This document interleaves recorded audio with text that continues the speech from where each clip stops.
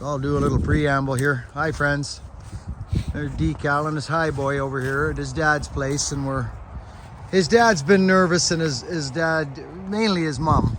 But if you live with a woman, then there's an old saying, happy wife, happy life. And at 70 and 80 years old, you know, why worry? There's been some changes in here. The dynamics in the ceiling has changed over the years. They've cleared some like, it's not just a forest now. There's a home here, and this is a big elm, I think. And it's the sapsuckers have had their way with it up there. There's like a ring around. Let me show you. Right, where is it? Right there in the center of the screen. The sapsuckers had their way.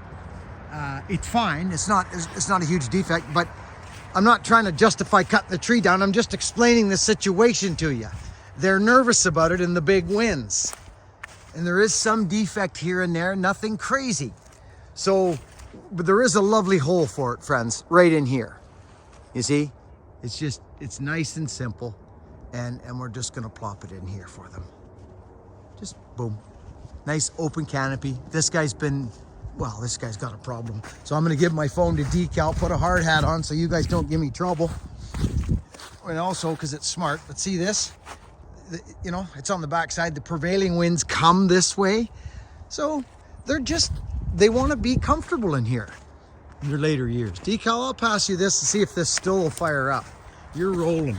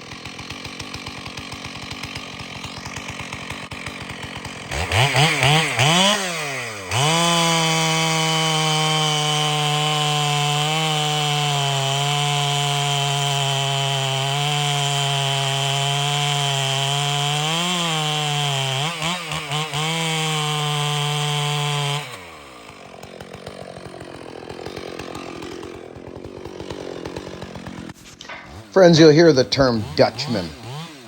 And if you don't know what that is, that's what a Dutchman is right there. It's a sloppy undercut is basically what a Dutchman is. There are working Dutchmans, and you can work them and use them intentionally, but that was just a cut that did not line up. As for a couple of different reasons, I was back barring like this here, and it's just not my favorite way of cutting. So friends, the pulling chain is just so much easier on the body and the saw. And you'll notice here, I know the tree's leaning in the hole, but if I don't drop down on one knee, it's not as easy to look up. Pop off, hit the knee, take a look up. It tells you everything you need to know when you're looking at the crown instead of the kerf. So I'm a big advocate of watching the crown, not your kerf, or putting a wedge in it and watching the wedge drop, because that's a bad habit, because you get into this habit of looking at the kerf and your wedge or your axe. If you know there's nothing above you in the crown and you're not tied up with, you know, timber all around, that's not a bad idea, and it'll definitely tell you what's going to happen, whether the tree's moving. But if you're in confined, you know, tight quarters with timber all around and perhaps concealed tops and broken limbs, that habit of watching a wedge drop out of your kerf or move, I'm not an advocate of it. It's not something I promote or even say to do. Because if you're looking at your kerf, you're not looking up. Just plain and simple. Friends, you know me well enough now. As I do work, I like to explain what I'm doing. So in here, I'm just busting off some limbs so that the next piece of timber that comes down, I'm not loading up limbs and bent over and more hazards for whoever's going to come in here next. So do you get what I'm saying, friends? Just process it real quick. Just go process it. Plain and simple. Knock some limbs off it, maybe buck it in 2-3 pieces. Decal's going to come in with his hoe later.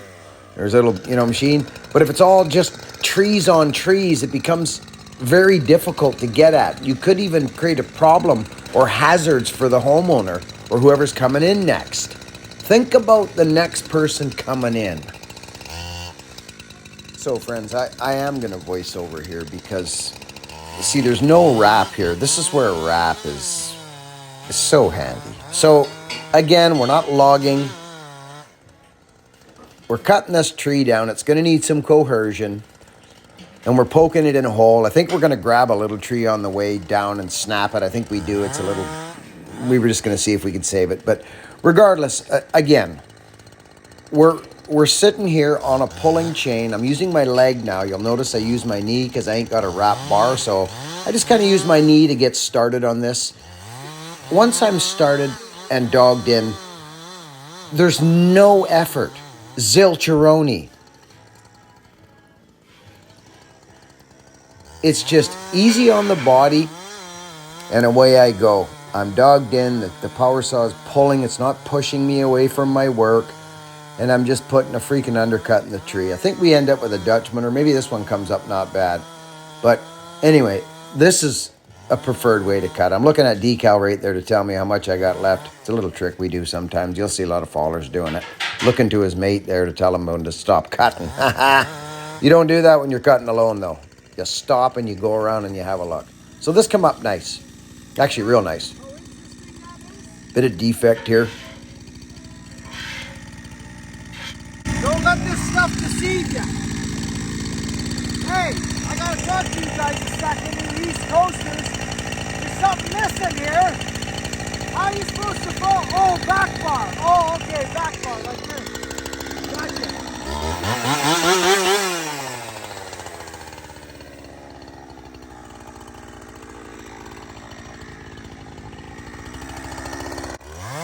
So friends, as I start looking at this, I think to myself, you know what? I want a little more travel room here. So I just quickly smack an open face in it. I come across the top and knock a chunk out.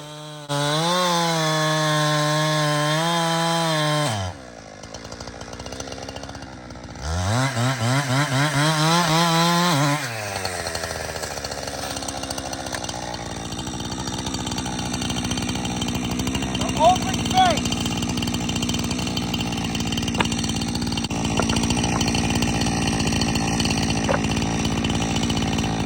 Instead of cutting down like this, and you're sending that fine sawdust so hard on the saws.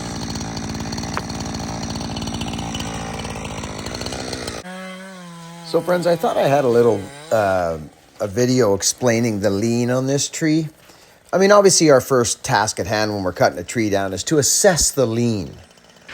And then what have you got to work with wood? Like how much wood have you got to utilize?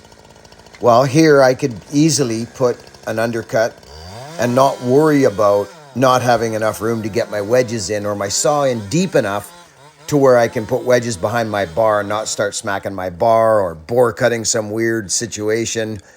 It's just a big tree standing straight up. It's just regular 3 cuts and away you go. And you got a ton of room for wedging. It's just a process that happens. And you're skipping and hopping and smiling.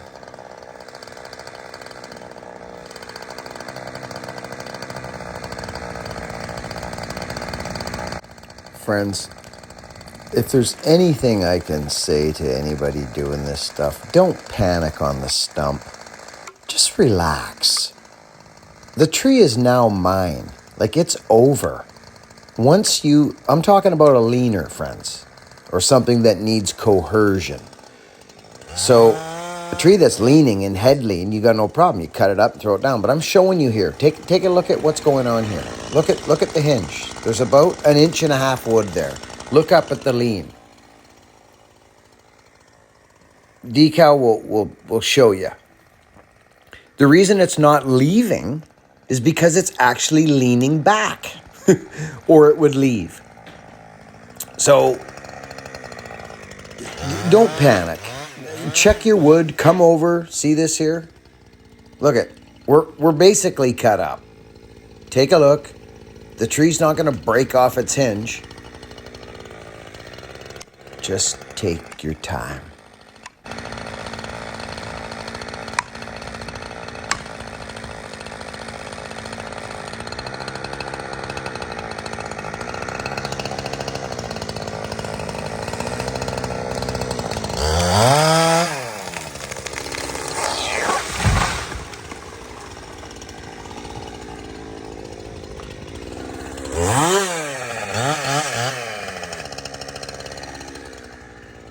See the bit of raggedness on there? You see? It, to me, it's yeah, look at that. See it? It's just a little, yeah, right there, you can really see that. It's ragged, friends. That's what I call ragged, okay? There is an excellent rendition. There, you see it? It's just ragged, but it is a brand new chain. It's a brand, look at that. That, you're not cutting with that. You are, but not as much as you're cutting like, say that. So if I'm not mistaken, I think I just cut with file this chain. Yeah, we did. You guys got easy splitting wood here.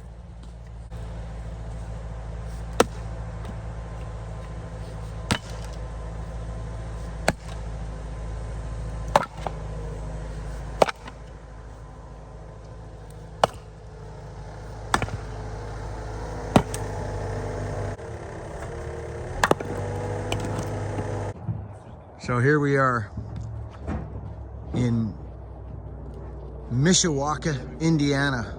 This is Decal's place. He's got his boys. I knew these kids when they were tubby little kids. They were at the first buck and stock. They were security going around making sure people were signing waivers.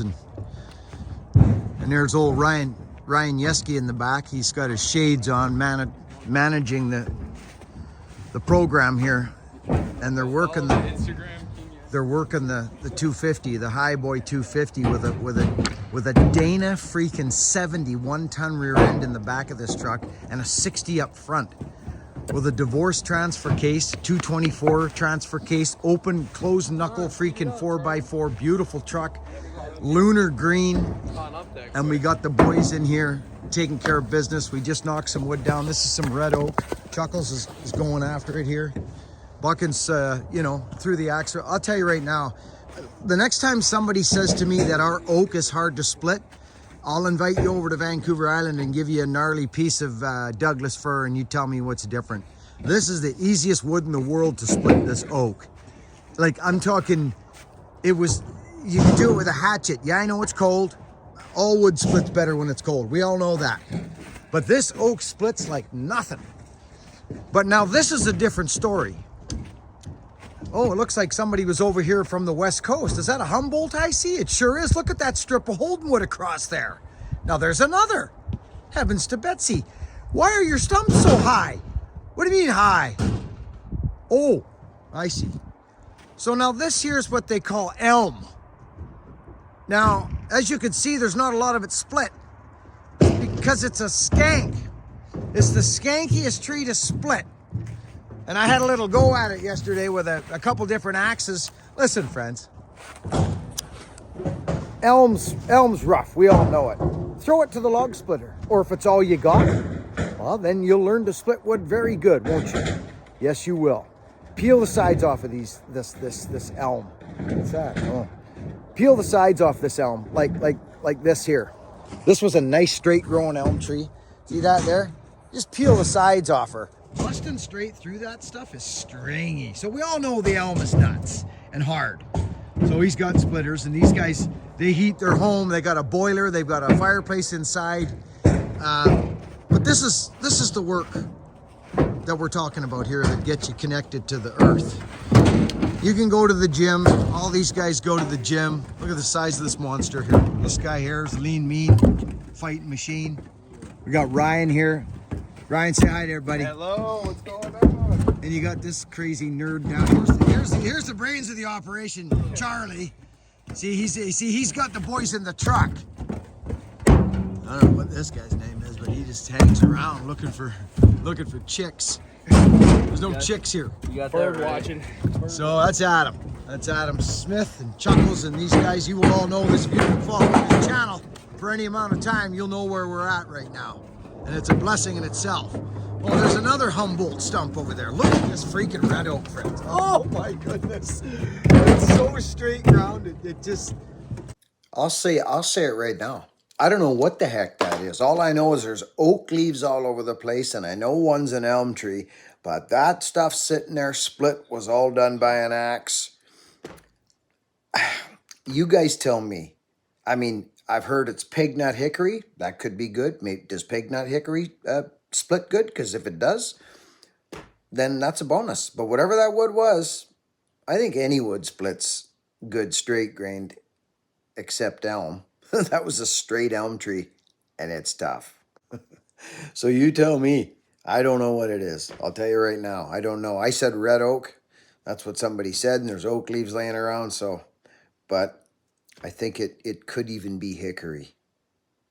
But nonetheless, it wasn't hard. So we're putting the high boy to work. Here's another Humboldt stump. Looks like Buckin was in town for a couple days. You know, working with half a chainsaw. And then you got the boss. Matriarch.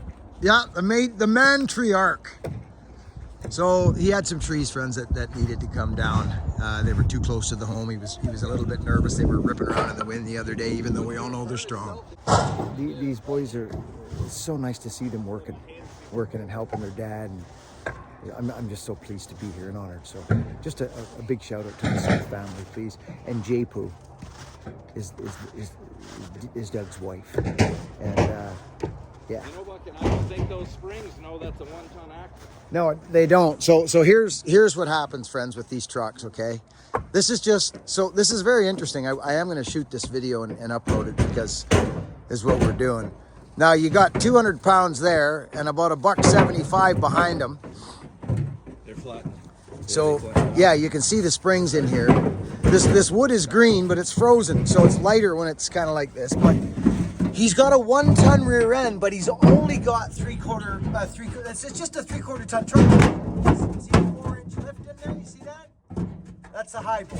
That's why they call it a high boy. That's one reason they got that 4-inch lift out of the factory right there. But friends, it's so fun. So fun for me to educate myself and be able to finally talk to you guys, gals, women, and children about cutting that type of wood. Is it harder? 100%. Of course it is. We all know that. So this is such a learning experience for me. And it's all the more reason to learn to file and work on a pulling chain, especially if you're doing a lot of this kind of work. I know you have systems down there, just like we have a system here. We have a standard, right? The BC Forestries and Compensation, they got together and they made a certification program for fallers up here. And it's actually all on the internet now, which is pretty cool. And you'll see why wrap bars are so important to us where we are. And I utilize that down there. I got to be honest. I know why you guys do what you do down there. That's where you're from. That's where you're from. But I will say this. And I ain't trying to rock no boats. That ain't my style. I don't need to create drama on my YouTube channel. I'm a man of truth. And I'm a man that's actually teachable still. I like to think of myself as like, oh, that's interesting. Okay. Right? Oh, that's not how it's done. I'm not that guy. I've never been that fellow. So I feel fortunate for that. But there's guys reaching out to me now from down that way. And there's probably going to be a few in the comment section here now that will say they will never go back to a half wrap. They were taught this certain style, and now that they've got on a wrap bar and a bit longer, or pardon me, wrap handlebars and a longer bar, and they've got their filing down, because your wood is so much different than ours, friends. There's a fine line with the rakers in that for you guys down there. I'll tell you right now, square ground chain, I cannot wait to get, every time I go down there, I have no means to square grind. I can file a square, but nobody's got files. It's like there's no Symington down there. So we're gonna get into that, friends. I think your best bet down there is square ground chain. I'm just gonna say it. It cuts better. You may have to not have a very thin profile though under your top plate, because that'll be a vulnerable top plate. I think if you guys get your angles right down there, square ground will be your friend, big time. And I know there's some fellas that already do it, but man, oh man, I'm learning so much every time I come down there and get into the hardwoods. You know, I get the low stump thing, but that's not even you know, if I'm cutting for somebody like, say, old school, that time I went down and he needs low stumps, then we make low stumps. But in general, get yourself. So what I was going to say is, guys call me and say, Buck, and I can't even run a saw without a half or without a full wrap now. And I'm an East Coaster. So don't knock it if you haven't tried it, is all I'm saying. It will turn you into a completely different cutter, and I will never stop talking about it. It's my thing. It's my thing. So get on a wrap bar, start working a pulling chain when it's possible, because a pulling chain will help you in your physicality. It'll help your saws, the whole gamut. It'll soften you up and smooth you out, turn you into a different cutter completely. It's neat to incorporate both systems now over the past, say, 5 years. I've been down a few times. Everybody has a different style. Everybody does a different thing. And as you get older, you want to be smooth, because those things are this and those bore cutting and jamming and ramming and cutting your wedges and poking in here and poking in there and all these weird undercuts that are out there.